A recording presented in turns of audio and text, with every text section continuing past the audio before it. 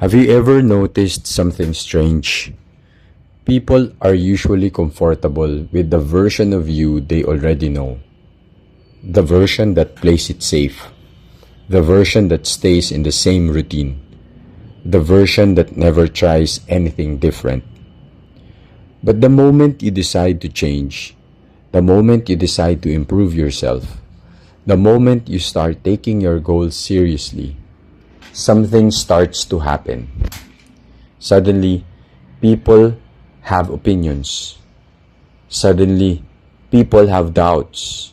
And they start saying things like, "Are you sure you can do that? That doesn't seem realistic.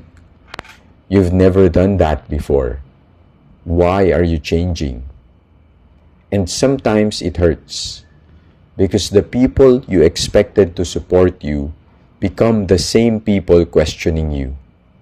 But understand this, people are used to whom you were. Growth introduces a version of you they have never seen before, and people often question what they don't understand. Part 1. When you start changing. The truth is, people usually don't react when you stay the same. Nobody questions you when you're comfortable. Nobody questions you when you're doing what you've always done.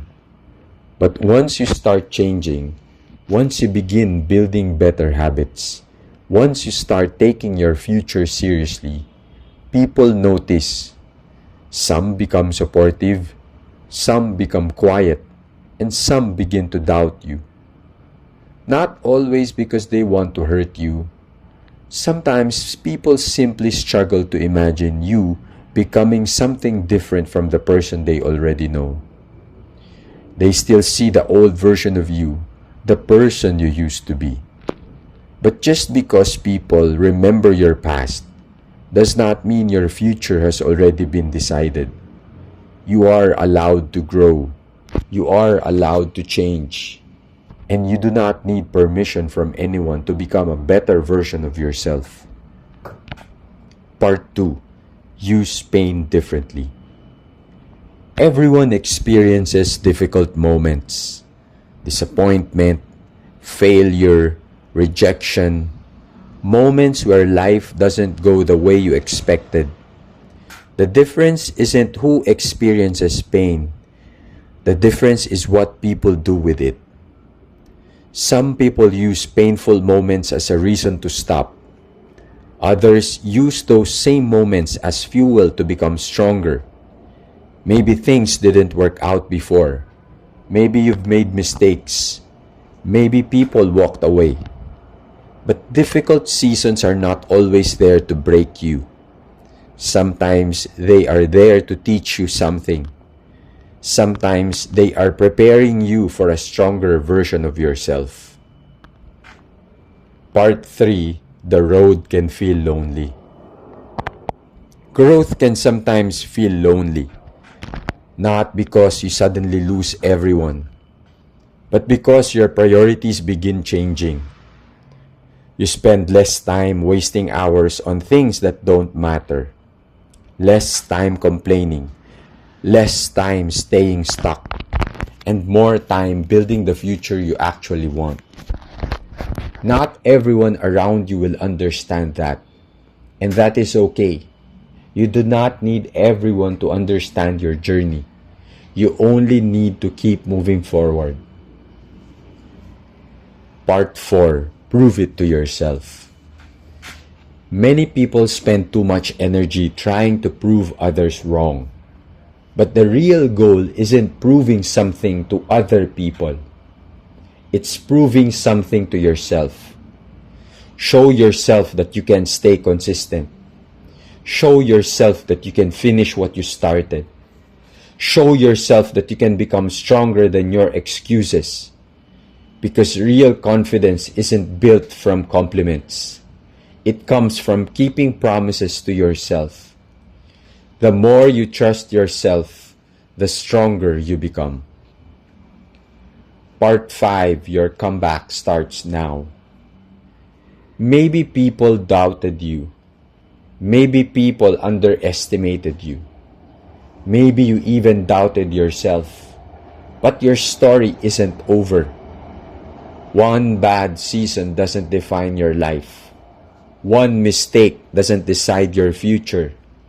One failure doesn't determine who you are. You still have time. You still have opportunities. You still have another chance. And one day, the same people who questioned you might look at your life and say, "Wow, I didn't expect that." Not because you argued with them, not because you tried to prove them wrong, but because while everyone was talking, you kept working. Part 6. Stop comparing your journey. There is something else that stops a lot of people from growing. Comparison. You look at someone else and think, they're already ahead. They're better than me. I started too late. And without realizing it, you begin doubting your own progress. But think about this. You are comparing your beginning to someone else's middle. You're comparing your struggles to someone's highlight reel. You do not know how many failures they went through. You do not know how many times they wanted to quit. You only see the result. Everyone has a different timeline. Some people move fast. Some people take longer. That does not mean you are behind. It simply means your story is unfolding differently. Do not rush your journey trying to live someone else's life. Focus on becoming better than who you were yesterday, because small progress is still progress. Part 7. Keep showing up.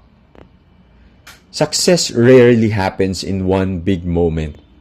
Most of the time, it happens quietly. It happens in ordinary days. The days where you don't feel motivated. The days where nothing exciting happens. The days where you feel like you're making no progress at all. Those are the days that matter most. Because anyone can work when they feel inspired. Anyone can keep going when everything feels easy. But growth happens when you continue even when you don't feel like it. Keep showing up. Keep learning. Keep trying again. Because one day you will look back and realize the small things you kept doing every day became the reason your life changed. Part 8. Keep going. So let people doubt you. Let people underestimate you. Do not waste your energy fighting every opinion. Use that energy to build yourself. Work quietly. Stay consistent. Keep improving. And remember, you do not need everyone to believe in you. Sometimes, you just need to believe in yourself long enough to keep going. Because the people who change their lives are not always the most talented. They are often the people who simply refuse to stop.